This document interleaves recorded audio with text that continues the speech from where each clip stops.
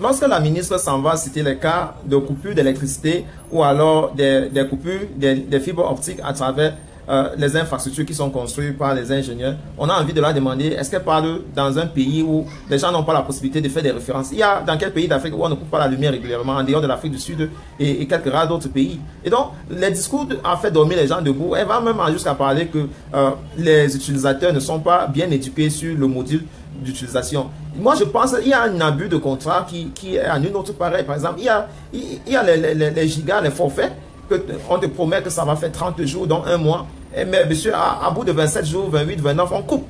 Tu vas aller te plaindre à qui, au fait? L'arrêté qui devait être là pour prendre les doléances, eh bien, elle est démissionnaire. Elle a pris le côté des entreprises à cause des moyens réellement qui sont mis à leur étouffer. Et finalement, le peuple a abandonné. Je ne pense pas que c'est une histoire de ne pas connaître comment utiliser les forfaits, mais plutôt de dire la promesse qui a été faite en réalité, le peuple n'a pas d'alternative. Parce que lorsqu'elle n'est pas respectée, eh bien, c'est à qui qu'on se plaint si l'arrêté est du côté de l'oppresseur?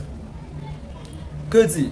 Si dans les pays comme la France, on leur donne 200 gigas à 16 000, donc 32 €, pourquoi est-ce qu'au Cameroun, cela, si tu vas avoir 200 gigas, tu n'as pas environ 60 000, eh bien monsieur, je ne pense pas que tu peux y arriver, quelle que soit ta volonté. Et on leur donne ça avec les SMS gratuits, mais également l'appel téléphonique gratuit. Au Cameroun, tu vas devoir faire tout cela par toi-même.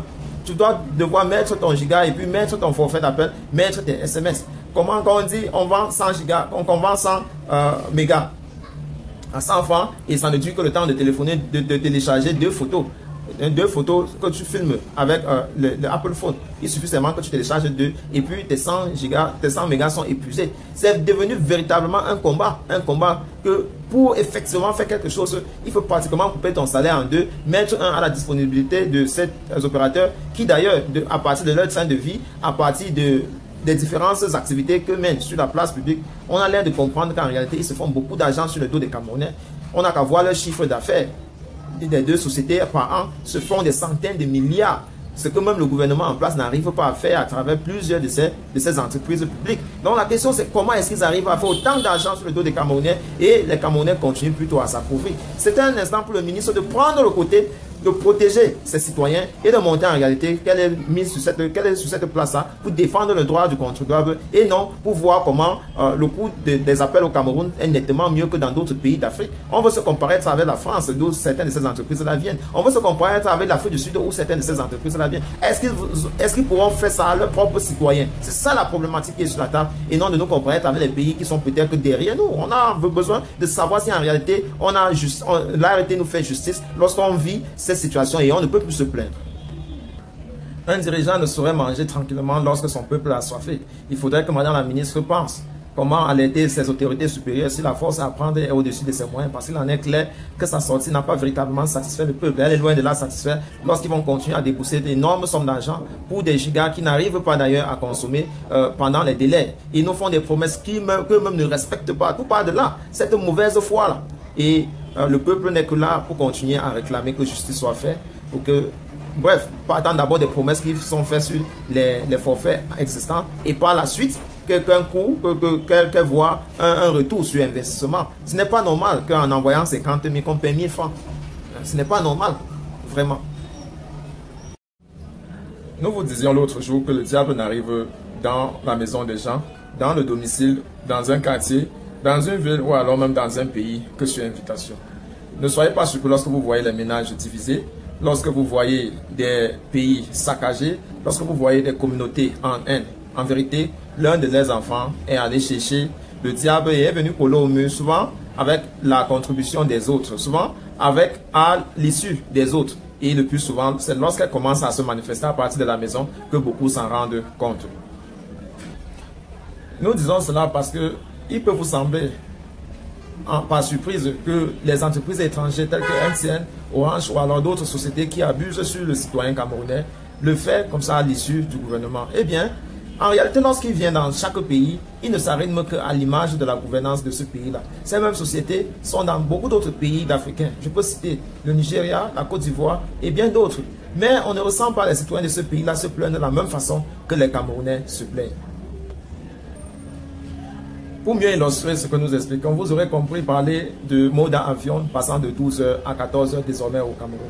Mais le problème n'est pas véritablement cette entreprise dont le boycott cible directement. Parce que lorsqu'elle est venue, elle a déposé ses valises dans une entreprise, dans un ministère, dans une république où il y a les dirigeants. Et bien qu'il y avait déjà une entreprise en place, j'allais dire Camtel, qui normalement doit servir la population avec de l'Internet abordable, eh bien, cette entreprise-là s'est installée avec l'aide de l'ordre de 82 pour apprendre comment jouer sur la psychologie des Camerounais, déjà très appauvris par leur niveau de vie ou bien par leur revenu. Ils doivent encore s'habituer à l'Internet et prendre l'essentiel de leurs économies pour y mettre là, certainement, pour zéro gain. Comment donc comprendre qu'une entreprise comme Camtel, lorsqu'elle te promet les mégas avec son entreprise Blue, tu ne peux pas utiliser ce méga-là pour faire un travail effectif? C'est donc de quel intérêt? On nous a promis pour les jeunes entrepreneurs qu'on devait donner les centres multifonctionnels, les centres hyper connectés et tout, et tout, et tout. Tout ça reste dans les slogans. Rien n'est pratiquement palpable. Le citoyen camerounais continue à injecter la plupart de ses fonds dans l'investissement sur Internet. C'est ça aujourd'hui qui constitue un capital géant pour des entreprises. Les startups n'arrivent pas à croître parce que l'Internet qu'ils utilisent est faible et à un coût très très élevé.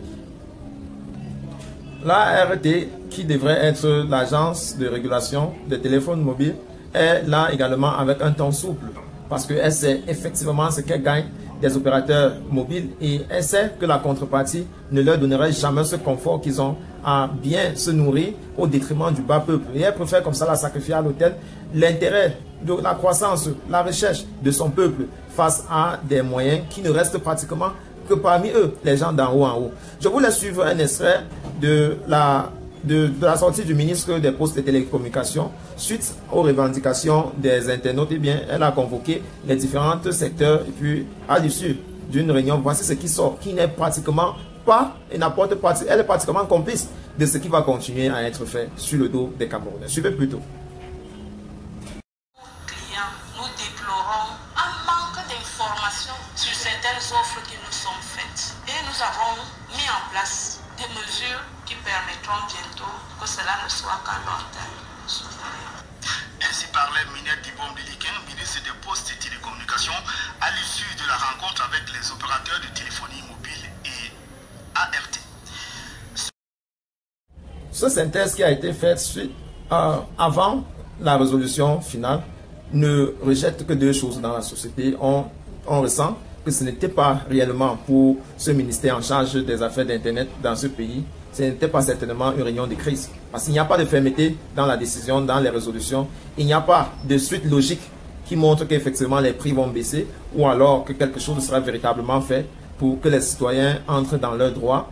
Il n'y a pas d'orientation comme pour montrer que si cette entreprise ne prenne pas garde de faire un certain nombre de choses comme ils ont signé dans un certain nombre de documents, et bien que voici comment le gouvernement va utiliser ses propres moyens de répression pour pouvoir obliger ces entreprises-là à faire. Rien de cela ne circule effectivement dans la note ministérielle. On voit plutôt une sorte de complaisance, on voit plutôt une façon d'adober ces entreprises-là qui sont déjà dans une pratique qui n'est pas, je vous rassure, qui n'est pas nouveau ou alors qui ne surprend pas l'ART ou bien le ministère, mais tout simplement que les Camerounais se réveillent un peu tard lorsque ça a déjà bouffé l'essentiel de leurs moyens parce qu'on est passé au 4e mois et à la fin de chaque année lorsque le gouvernement revoit en haut les taxes que ces entreprises-là doivent payer à l'État, c'est le même moment où ils font leur budget annuel et qui dit budget dit il y a des entrées, il y a des sorties. Quand vous les prenez au mois d'avril et vous voulez qu'ils coupent drastiquement les prix de leur outil de marketing. Mais vraiment, il faudra également vous attendre qu'ils vont pointer le doigt vers le gouvernement pour dire « Et ça, si tu ne fais pas ci, ça serait compliqué pour nous. » Et voilà ce qui se passe à travers les résolutions que le ministre et le ministère des Postes et Télécommunications nous ont produites. Lorsque Madame la ministre part jusqu'à prendre souvent la défense en montrant comment ils font des efforts multiples, notamment dans les secteurs qui ne sont pas attendus, on doit voir régulièrement mettre beaucoup d'argent dans des projets d'entertainment pour des artistes, bref, quelques individus comme ça qui peuvent avoir de l'influence sur la société, que chaque fois qu'ils représentent leur marque, eh bien, cela pèse dans l'opinion publique comme si, en réalité, ils étaient des entreprises proches à la citoyenneté. Eh bien, s'ils avaient autant la main sur le cœur, pourquoi pas? Parce qu'il s'agit de l'intérêt du bas peuple, revoir en bas ces coûts qui sont exorbitants. Mais lorsque le ministre nous invite à voir également leurs efforts qu'ils sont en train de fournir, on a finalement envie de conclure que dans ce pays, on ne comprend les gens effectivement que lorsqu'on passe à l'étape suivante qui est généralement la grève. On a vu les enseignants avec l'OTS, on a vu par le passé les partis de l'opposition sérieux, même comme le gouvernement utilise bien souvent la bête noire, utilise ces partis avant tout mot pour dire ils sont en train de créer l'hostilité contre la patrie, ils sont en train de créer la révolution, le soulèvement et tous ces noms-là qui sont bien prescrits dans le code pénal, mais que également les activités. Par exemple, le code pénal est clair là-dessus que si une entreprise, fut-il une entreprise publique, s'associe avec des entreprises, avec les cerveaux étrangers pour mettre la pression sur les citoyens, eh bien, c'est également ça qu'on appelle la révolution. C'est également ça qu'on appelle une attaque sur la Constitution. Et elle est punie par la loi. Je pense que dans ces cas, il faudrait également que les hommes de droit se penchent sur le cas de l'arrêté et qui est pratiquement dos au mur et n'arrive pas à faire le travail. Le ministre public qui devait prendre des mesures fortes et fermes est pratiquement dans l'incapacité de le faire, certainement à cause de l'argent qui a été englouti et des difficultés qu'elle a à revenir sur ses propres paroles.